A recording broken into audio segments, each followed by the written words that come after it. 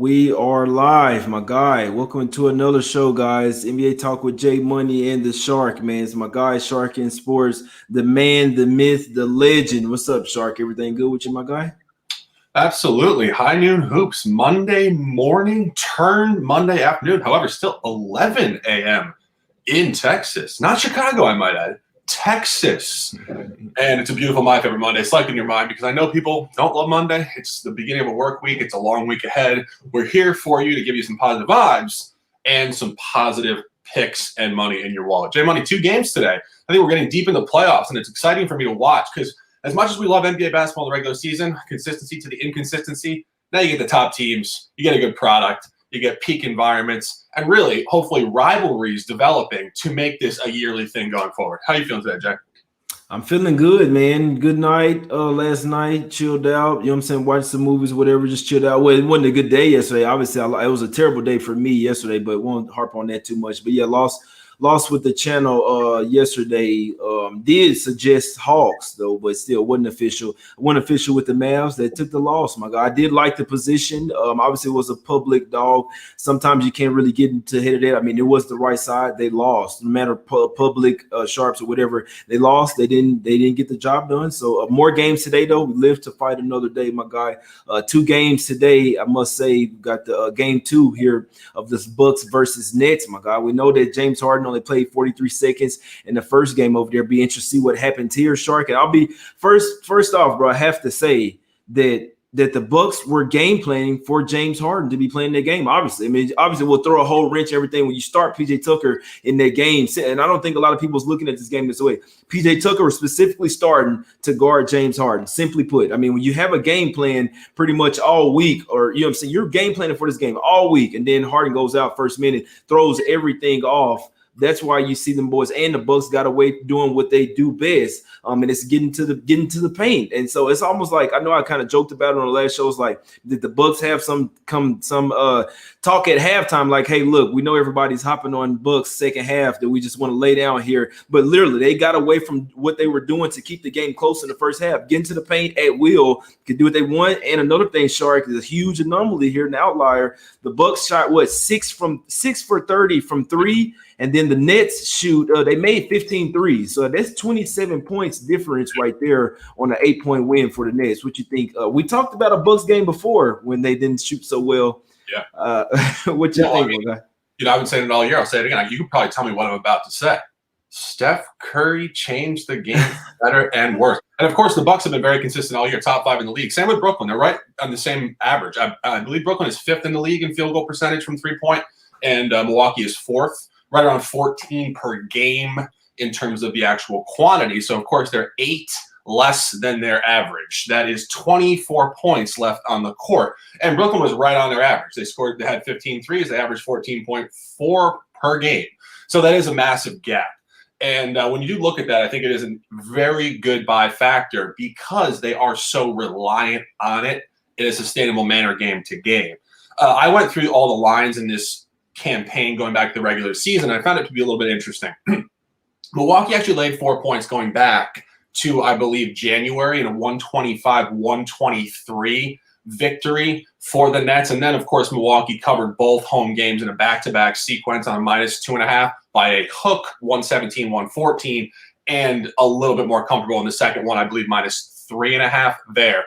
I think when you look at how this is being graded, we talked about this on Sharky Waters Nation, of course, on Twitter on Saturday morning, and I suggested that the line was moving with strength towards Brooklyn because, of course, that was that 6.5 gap from a 2.5+ road to -4 home. Now this is interesting. You have to ask yourself a question. Do the regular season lines matter anymore? They did matter in game 1 because when it moved 6.5 towards the home team, they really did handle them. They won by 8, but it was pretty comfortable most of the way. And when you look at this now, it's coming down 2 points. And when you look at the other series and how they've graded these in the playoffs, this has mattered, and it has showcased where the revenge team, Milwaukee in this case, would play up. Personally, I need a little more information. I want to wait till game 3 because I think if Milwaukee loses tonight, again, you can put the words in my mouth. You know what 2 words you have on a T-shirt that potentially game 3 could be for Milwaukee. Exactly. I would love to. I will put it like this: I'm bullish on the Bucks to win this series, guys. So it's just the way I'm thinking, the way I'm looking at it. It's not an official play for me, but I do think this is a game where the Bucks they should take this one. They have to. I already thinking. So, guys, even with full squad, with the having Harden, KD, and Kyrie, I was already thinking that the Bucks can win this series. Obviously, they don't have DiVincenzo out there. They do have some guys that can step in. Obviously, this team is a lot better defensive team than the Nets. Obviously, the Nets are a lot better offensively than the Bucks, but I do believe them starting Blake Griffin at the center will come to bite them in the ass at some point, to be honest with you. Obviously, so another thing, Blake Griffin with what 4 from 9. So there's a few things in this game, guys, that in all honesty, I just don't. It's not that I don't see it happening again, but it will be hard to replicate it, in my opinion. Blake Griffin, he shot 9 threes. He made 4 of them, went for 18 points. Obviously, they weren't used to, Bucks have that on film. They know how to guard that. You hold KD to 29, which in my opinion is a good game. You hold him to 29, it's a pretty good game. Kyrie went for 25. Now, another thing, Drew Holiday didn't have a good game. He was minus 13 for the plus minus, my guy. Only had 17 points. Another thing, Giannis 0 for 3 free throws. Middleton had a terrible game. He only had 13 points. You definitely gonna need a bigger game from Drew Holiday. Defensively, he didn't have a single steal. He usually gets a couple steals a game. Middleton will have to have a bigger game. After all this, like I say, Harden went down and maybe the boys struck whatever. But my whole thing is they were game planning for Harden out there. He went out. Now PJ Tucker's just out there, not for no reason, but he's likely come off the bench, my guy. So Bucks are nothing for me in this spot in this game too. I do think they have to steal one of these over here in Brooklyn in one of these first games to set that tone and to steal home court advantage. And I think if they want to win this series, it's not that they have to win this game, but I think this is a pretty big game for them. Obviously, without Harden, he's possibly coming back later in the series. You got to win one of these games when Harden's out. I think it's today, my guys. You see the line moving from 2 down to 1.5, down to 1 at some places. I could see this one moving to pick, maybe Bucks -1. We're seeing the money come in on all morning. Bucks are nothing for me, my guy. And one more point. I'm looking at the box score now. It's even more contaminated than you would potentially suggest. Their shooters were horrible. And of course, this entire team shoots threes, but their actual shooters, I mean, Chris Middleton 0 for 5 from 3, Bryn Forbes 1 for 5. That's not happening. Dude, the second unit was 1 for 9. Giannis actually was tied for the team lead in makes with 2 for 5. Giannis had the highest 3-point percentage on the whole team. That's ridiculous. He shot 40%, 2 for 5. So their shooters were absolutely abysmal. This has to flip tonight. And a secondary point that I think you're going to see a higher scoring game tonight. I think this is due for a regression northward, 115-107. And that was all the fourth quarter as well, 23-17 in the fourth quarter. They really locked it down in terms of the pace and the shooting efficiency there, only 40 points. Of course, massive outlier. Not sanctioning a total here, but I do think the pace will come up. Again, nothing official from me because I do think we are in a bit of a line sketchiness environment here. Nothing to do with the narratives within the game. I'm just a little confused as to where this line is hovering at 2, coming down from 4, but still coming up from all the environments in the regular season. So no play from me, no official from Jay, but those are all the informational points for you guys to hopefully dominate this game. Should we move to the next game rapidly and smoothly? Yeah, one more quick point on that. I always say, guys, I see a lot of people that like the Nets in the chat. It's always, we just here to break down the games for you. We're not betting with your money. You're not betting with ours. You go with what you like. Hey, you can come back on this show and tell us, hey, look, I told you so. You know what I'm saying? Like people like to do. Hey, come back on and tell, hey, good. I'll tell you, nice call. It's a good call. You know what I'm saying? You put it on the chat. Hey, put it in the comments. You make a nice call, especially against me. It's a damn good call, my guys. But I would say, I really think we see a much better game from the Bucks. The shooting outliers, anomalies, I don't think we see that again. You put all of that in there, you're getting outscored 27 as far as 3-point shooting is all this, and you still lose the game by 8. Like I said, another thing, it does correlate really well to the over. The Bucks stopped doing what works, and it's getting into the paint at will. They started shooting a lot of threes. Obviously, they weren't. I mean, when you're not making the threes and you're just going to keep taking them, and then you're facing the Nets that don't have a true center, Giannis. Seriously, this is your type of series. You should be going for 40 every single game, guys. So Blake Griffin starting at center again, I don't think that'll be well,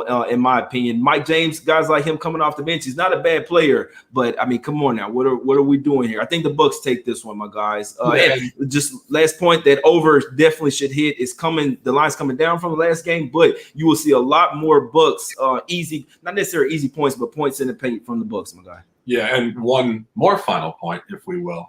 When you really look at what happened in round one, that was a huge high for Milwaukee. We documented that all through the first round, saying how much of a revenge tour that was against Miami. Miami had beaten them in the bubble. They had made it very well documented that they were furious about that, and they really laid it on Miami. And I think game one was just your natural letdown factor coming into a second round, huge matchup, 7-game series, a bit of a feel out. So I think it could reverse tonight with authority.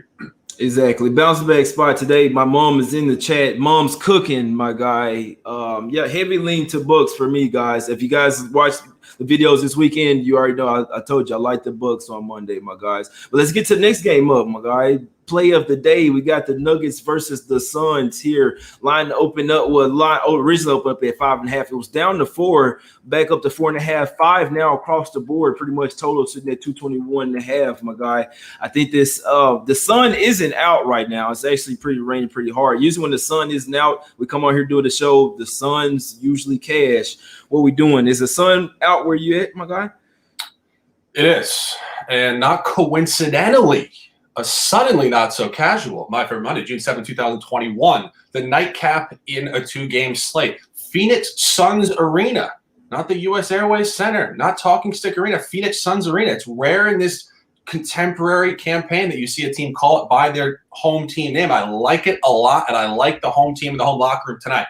My play of the day, -4.5 Phoenix. And when you really go into the detailed layering of this, just like we talked about all the lines in the first game tonight, let's look back on this season. Game 1, Phoenix went into Denver and won convincingly as an underdog. Game 2, in the revenge game for Denver, they came into Phoenix, and Phoenix was laying 1 point with full rosters. The following night, Devin Booker sat out, and Denver laid 3 points and won. Both of those wins were in overtime. The second one was in double overtime. However, those were both with Jamal Murray. Jamal Murray is out. This comes in here at -4.5. And this speaks to the line functionality we saw in the previous series for Phoenix in game 1 at home against the Lakers. They laid a strong figure versus the regular season numbers. They came out, trifecta style, blew them out, held on for a 9-point win. J Money had it. He's a sharp. Don't forget it. And we will be doing the same thing tonight. I think this is all boxes checked. I think this is also a great letdown factor spot off of Denver really showing huge emotion in a revenge tour series for them against Portland in the last round off a double overtime game at home and then a closeout game on the road. And really top spot for me by quite a bit here, -4.5. Exactly. Yeah, Suns, my guy. Like I said, the sun isn't here. I like to play as well, my guy. Heavy lean the Suns for me. The thing is, and so not only did they have Jamal Murray in those games, they also have Will Barton as well, who's pretty much their best perimeter defender. And I mean, even guys like PJ Dozier are still out for the Nuggets, so we can't forget like 3 of their best guards. No, remember some of those, a few of those games they had Gary Harris still in the game as well for the Nuggets. So he's traded off to Orlando now. So just be interested to see what happens with Campazzo and Rivers, what they can do against the best 2 players for the Suns, Chris Paul and Devin Booker, a lot more methodical. This team plays a lot better defense than the Blazers. You're coming off of playing a team that had a really good offense, but not necessarily good defense. That couldn't really just shut you down. They always just try to outscore you. Now you have the Suns that play a very methodical type offense, very high percentage shots, I must say, and their team defense is really good. And Jokic is actually on record saying how well Aiden defends him as well. So there's a lot of things that go into this. Suns game 1 at the house, my guys, would be the play for me as well. -4.5, -5. I like it, so I can't talk anyone off. The Suns is not out where I'm at. I like the Suns here. The Nuggets maybe could possibly steal a few games in the series, but I do think the Suns will get past them. And this game 1 will be huge. You got to come out there and make a statement. Yeah, and I think what you saw in round 1 was deceiving. I think people get very high on Portland. I think they do it largely because Damian Lillard is a superstar. And it's very easy to fall in love with a team because the player is such an unbelievable player to watch. And I think when you look at what Denver did there, closing them out in 6, a lot of close games, and that was really back and forth. I think that does not translate to competing at a high level versus who I really perceive to be absolute class of the West this year. I think Phoenix is class. And I've been saying it since the middle of the season. I think Phoenix could go to the finals. I think they could beat the Jazz. They have handled the Jazz, and I think you're going to see it tonight. I think you're going to see it in the series. I think the talent gaps are there. I think really the leadership gaps are there as well. I love Chris Paul with this group. I think he's a head coach in this league very, very soon post-retirement, and I think he has a great handle. I think they have great camaraderie in the locker room. I think this is their time to show up. -4.5 play of the day. Exactly. I couldn't talk y'all, man. Let's go in hamburger on, man, right now, man. It's raining literally cats and dogs. Y'all probably hear the thunder in the background, but I can't talk my guy off the Suns. I can't talk anybody off the Suns. The Nuggets may be able to steal a few games in this series, but I do see the Suns game 1 of the series. Hopefully they're not too happy coming off that Lakers win or whatever. But another thing, the main key point for me here for the Nuggets this season, past few years as well, coming off three or more days of rest. They are 0-3 ATS this year, my guys. So Nuggets don't necessarily play well after they've had some time off. We know Jokic, kind of a bigger guy, maybe a few too many meals. Just take him a little time to run those extra calories off. 3 days off, you know what? We eat burgers and fries tonight. You dig it? But now, regardless of that, Nuggets they play a lot better when they get smacked in the mouth. So I see Suns coming there and smack them, possibly game 1 and game 2. And then Nuggets, they game 3 at the house will likely be one of their spots where they could really, take advantage and win one of these games. Like you say, Suns with some double revenge coming from the regular season, all this. Nuggets were a different team then. At some point, the loss of Murray, all these guards, PJ Dozier, Barton will show up likely against a really great defensive team defense like the Suns, my guys. Like the Suns with you here today. Heavy leans for me, Bucks and Suns, Shark. What's your official? And one more point. I truly think if Chris Paul hadn't gotten injured in game 1 of the previous series, I think Phoenix wins that series in 5, maybe even 4. I really think that if you look at what they did with Chris Paul in the lineup for those 4 victories, all pretty convincing covers. And without him in games 2 and 3, the series flipped and the line scaling flipped. And the line has told a great story with Phoenix. And I really think this is a box checker tonight. 1 unit responsibly and intelligently for all of us, -4.5. Jay, close them out. Yes, sir, my guy. Nice to be back on here with my guy, Shark in Sports. That is the fade hat. We're not going for the Nuggets. I always tell my guy, I don't like the fade hat, but we got to get all the buy hats first, my guy. But I'll tell you right now, the sun is not out where I'm at. Last time I said that, they did go in there, the LA +6 dog, and smack them boys up, my guys. So I like the Suns here. When the sun is not out, they usually cash. They are the better team. They do have more offensive weapons, the better defense team. They're at the house, should be juiced up getting into the second round. That obviously will be a tough environment tonight, my guys. Nuggets on 3 against the spread, coming off 3 or more days rest. That's the spot that they were in today, my guys. Sometimes you have to follow the trend. I like the Suns with my guy Shark. Let's cash. Also, like the Bucks as well. Like I say, it's unofficial. It's officially unofficial. I like the Bucks to come back out here to get this game, my guy. It would be Bucks and Suns for me. Let's cash, my guy. My guy Shark breaking out with the top play. Suns. Let's cash it, my guy. -4.5. It's up to 5 now. We still like it. We will be back tomorrow with more plays, my guy. Appreciate everybody for tuning in. Hit the like button, subscribe, leave some comments as well after the show, my guys. Let us know what you're on. Hey, if you're on the other side, let us know. We will come back and tell you, hey, this is a good look. Nice call. Appreciate everybody for tuning in. Back tomorrow, my guys. Go on.